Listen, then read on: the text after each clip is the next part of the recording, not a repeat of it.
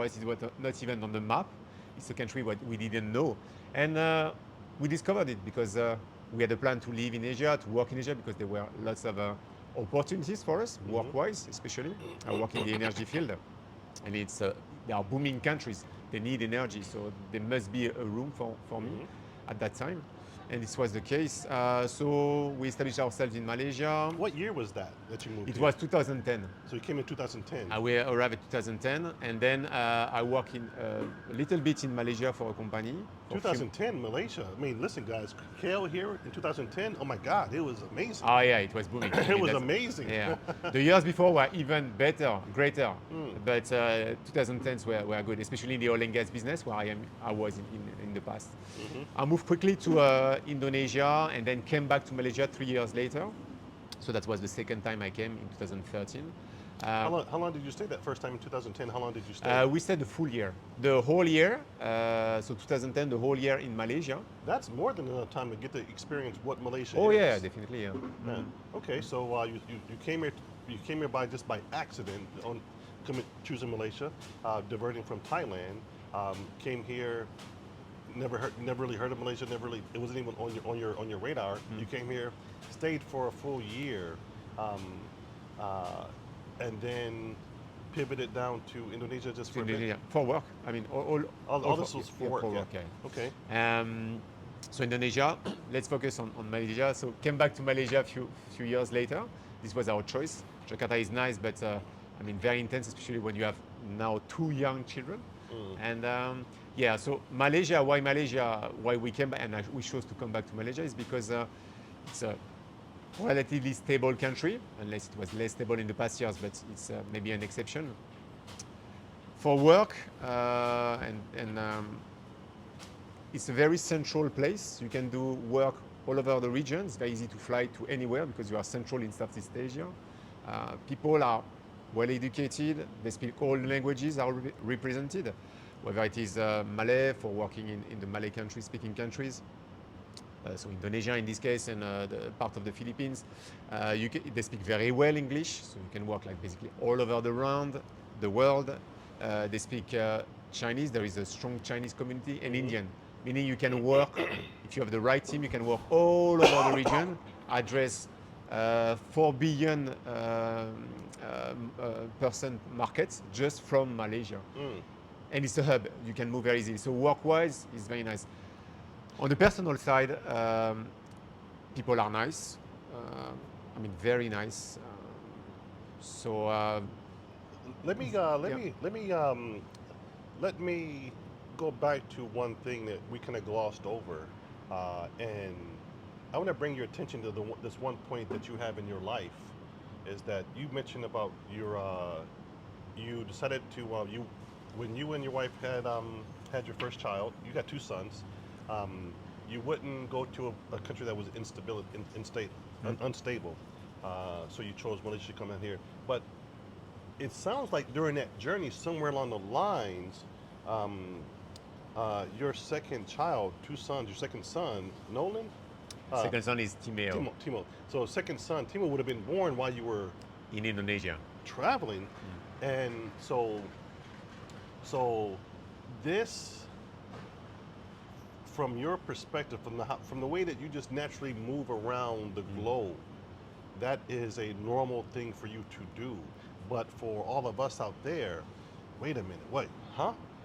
Travel the world with a kid, put them in school, all of these are all hurdles, these are all obstacles that gives parents huge levels of discomfort about not knowing how and what to do. So tell me a little bit about your mindset with regards to that and how hard or how easy it might have been for you. Okay. Of course, for those who have children or even those who don't have any children, until the age of 5 or 6, so when they start the primary school, it's not an issue. They can do homeschooling, they can stay with nannies, they can go to local schools, whichever they are. I mean, whether they're Indonesian local school, whether they are international, Montessori, you name it, whatever. Then when they start primary and all the basic knowledge, reading, writing, then the serious point starts. We are very lucky here in Indonesia. So in Malaysia, there is a French school, French international school. So there are maybe 40% French uh, uh, born or mixed children, and the rest are international, whether Malaysian or other countries. So for us, it was an asset having a French Hmm. international school here. Those international schools, from what I've learned, only being a diplomat, those are private schools. And when we talk about private schools, we talk about a lot of money. So, so um, you've worked in other countries before. You must have had colleagues that have kids in international schools in those countries. Did you hear about the cost of putting the kids in schools? So then here, can you if you have heard about that, can you compare and contrast to some of those areas versus Malaysia, or just tell us about your experience of putting your kids in international school here, the French international school here in Malaysia? Yeah, maybe it's better. Okay, I am a Frenchman. For us, school is free and very good quality. So anything else is expensive.